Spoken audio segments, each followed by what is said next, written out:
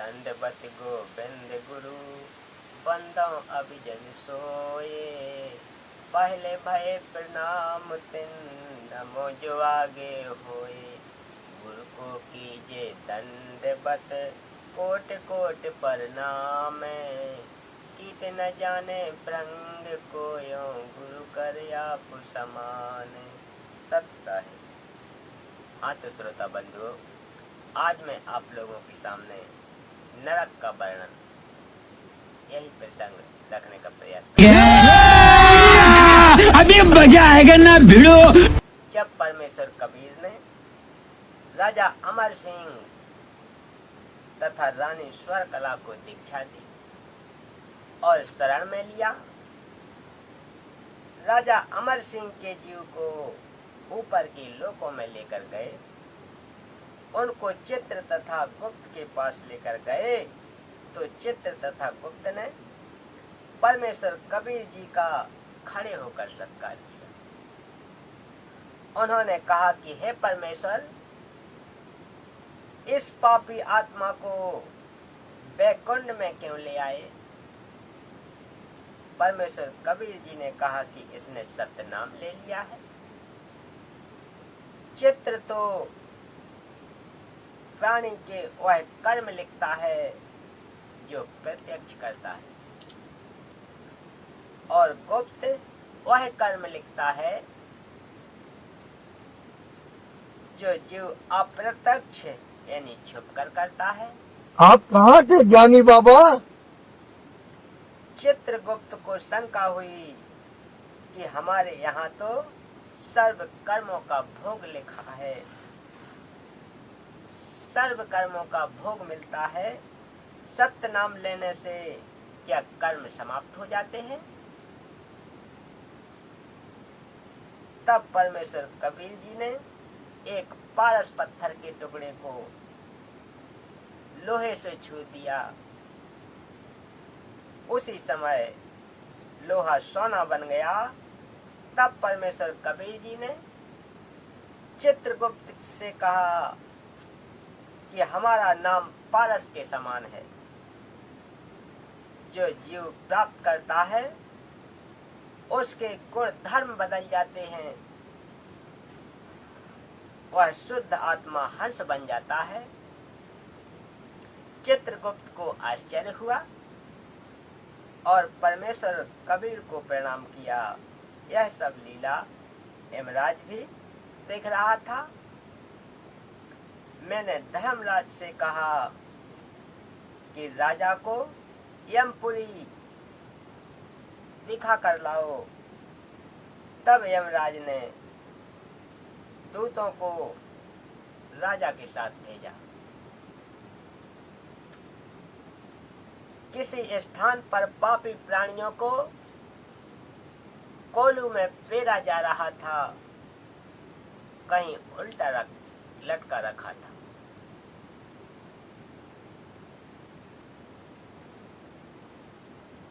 कहीं गर्म खम्भों से बांध रखा था। इस प्रकार से चीज कष्ट दी जा रही थी। कहीं पर यमदूत पापी प्राणियों को चबा चबा कर खा रहे थे।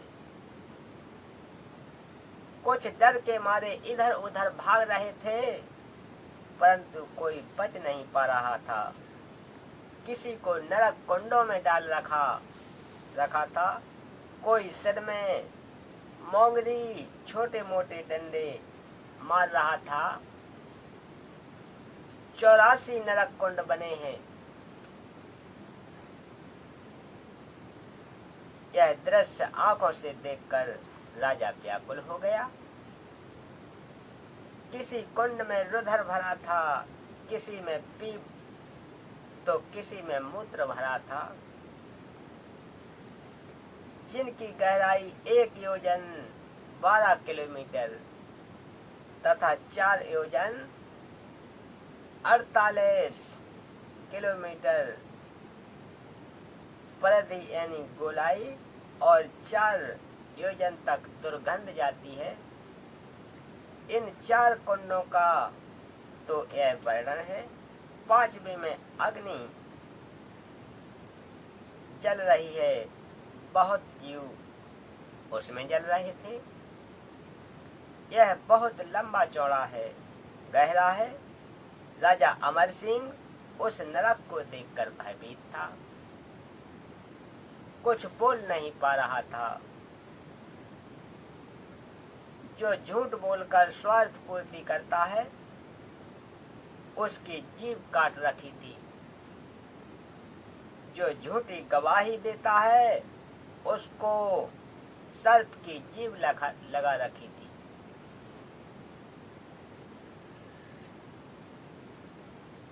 जो निर्दोष को मारता है, उसकी पिटाई हो रही थी। जो स्त्री अपने पति को छोड़कर पर पुरुष के पास जाती है, उसको नरक में अग्नि में जलाया जाता है, यानी आग के मनुष्य जैसे पुतले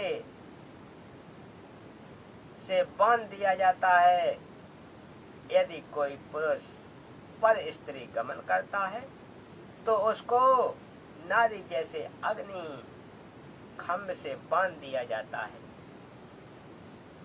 अन्य अपराधियों को अन्य प्रकार की यातनाएं दी जा रही थी। गिद्ध पक्षी, कौआ पक्षी उनको नोच नोच कर खा रहे थे।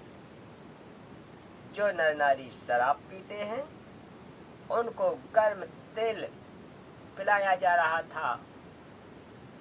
जो साधु की निंदा करते हैं, उनको कुष्ठ रोग लगता है। फिर पृथ्वी के ऊपर भी उनको 84 लाख प्रकार के प्राणियों के शरीर में कष्ट तथा मानव जन्म में भी भिन्न कष्ट कर्म अनुसार भोगने पड़ते हैं। राजा अमर सिंह नरक देखकर चित्रगुप्त के लोक में दूतों के साथ आया। वहां पर परमेश्वर कबीर जी सिंहासन पर विराजमान थे। राजा भयभीत होकर परमेश्वर कबीर जी के चरणों में सिर रखकर बहुत दुखी मन से कहने लगा कि हे प्रभु, मेरी रक्षा करो, मुझे बचा लो। नरक की कथा सुनकर धर्मदास भयभीत हो गया तथा कहा कि आगे और बताओ परमेश्वर। परमेश्वर कबीर जी ने बताया कि जो पुण्य करता है, उसको स्वर्ग भेज दिया जाता है, और जो पाप करता है, वह नरक में कष्ट भोगता है। दोनों प्रकार के कर्मों को भोगने के पश्चात अन्य प्राणियों के गर्भ में कष्ट, फिर जीवन भर कष्ट भोगना पड़ता है। इस चक्र में काल ने जीव को फंसा रखा है। परमेश्वर कबीर जी धर्मदास जी को सुना रहे हैं कि रविशुद्ध यानी यमराज का एक सदन है, उसमें यमराज का सिंहासन मध्य में है। सामने खाली जगह है, 3 और यम के गण, 3 और यम के गण यानी यमदूत अकड़ के साथ अपने अपने आसनों पर बैठे होते हैं। अन्य सिंहासनों पर वेद शास्त्र के कर्ता वक्ता ऋषि मुनि जैसे पाराशर ऋषि और व्यास आदि आदि सब ऋषि जन शरीर त्याग कर यमराज के कार्यालय में जाते हैं। वहां यमराज की सहायता करते हैं, पाप पुण्य का हिसाब कराते हैं। जितने जीव मृत्यु के पश्चात वहां जाते हैं, सब मिलकर जीवों का पाप पुण्य का निर्णय करने में सहयोग देते हैं। ये सब काल के नौकर हैं। अपनी आंखों हमने देखा है, धर्म अधर्म का यथावत निर्णय सब मिलकर करते हैं। यह सब काल की सेना है। हे धर्मराज, हे धर्मदास, चित्रगुप्त प्रत्येक मानव जीव के साथ रहते हैं, फिर वे अपना सारा लेखा जोखा मुख्य चित्र तथा मुख्य गुप्त को जीव के साथ वाला गुप्त सर्वलेखा देता है। प्रत्येक चित्र तथा गुप्त प्रत्येक जीव का पाप पुण्य बोलकर सुनाता है। धर्मराय उनको यथार्थ न्याय के साथ प्रत्येक का दंड तथा स्वर्ग समय निर्धारित करके देता है। उसी अनुसार दूत जीवों को भुगतान कराते हैं। जो सुक्रम करने वाला है उसको देवदूतों के साथ स्वर्ग भेजा जाता है। परमेश्वर कबीर जी ने कहा है कि हे धर्मदास, और सुन क्या क्या यातनाएं किन अपराधों में दी जाती हैं। जो ब्रह्म हत्या वेद शास्त्र पढ़ने पढ़ाने वाले ब्राह्मण की हत्या करता है, उसको सर्वाधिक दंड दिया जाता है। जो विश्वासघात करता है, जो अपने गुरु या स्वामी की हत्या करता है, जो बच्चे या वृद्ध को मारता है, उसको उबलते तेल में डाला जाता है। जो परदार पर स्त्री तथा पर क्षेत्र को छीन लेता है, जो सीमा में गड़बड़ करता है, वे भयंकर नरक में गिरते हैं। उनके सिर काटे जाते हैं। जो चोरी करता है, गुरुद्रोही, मदरा पीने वाला, झूठ बोलने वाला, दूसरों की निंदा करने वाला है। यही नहीं, अभी और सुनिए।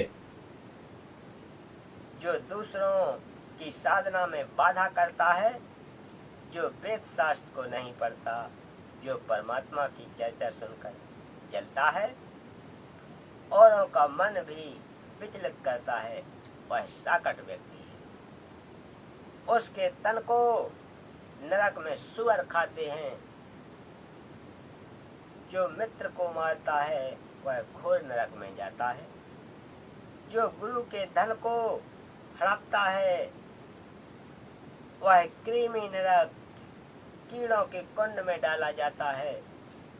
जो गुरु पद पर विराजमान होकर व्यभिचार करता है, जो राजा को कष्ट देता है, जो राजा प्रजा को कष्ट देता है, जो शिष्य भी बना है और शंका रखता है, जो न्यायाधीश होकर पक्षपात करता है, वे घोर नरक के भागी बनते हैं।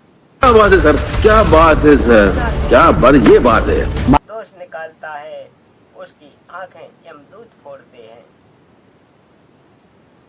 जो परक्रिया की इच्छा करता है, जो देव गुरु तथा धर्म शास्त्रों की निंदा करता है, उनको पहले सूली लोहे की पैनी कीलों पर बैठाकर ऊपर से सूली वाले मुकद्दर मोगरों से जख्म घाव यमदूत करते हैं। जो अपनी स्त्री को बिना वैराग के त्याग देता है या स्वयं अन्य स्त्री से लगाव करने के लिए अपनी स्त्री में दोष निकालकर छोड़ देता है, जो वैराग धारण करके अपनी स्त्री को त्याग जाता है, तो वह दोषी नहीं होता, परंतु परमात्मा के वैराग में अपनी पत्नी को त्याग दिया, फिर अन्न से लगाव कर लिया, वे व्यक्ति नरक में डाले जाते हैं। उनको कितना समय नरक में भोगना पड़ेगा कहने में नहीं आता। उनके साथ और पैर बांधकर यातनाएं देते हैं। चित्र तथा गुप्त तो पुण्य पाप लिखते हैं। धर्मराय उनका न्याय करता है। अमर सिंह बोध पृष्ठ 82 तथा 83 पर भी पाप करने वालों को और क्या क्या कष्ट नरक में दिया जाता है बताया है। बुद्धिमान को संकेत ही पर्याप्त होता है। जो मांस खाते हैं, शराब पीते हैं, उनको तपते यानी उबलते तेल में डाला जाता है। उनके पेट के अंदर भी उबलता तेल डाला जाता है। इस प्रकार यातनाएं दी जाती हैं। बोलिए सतगुरुदेव की जय।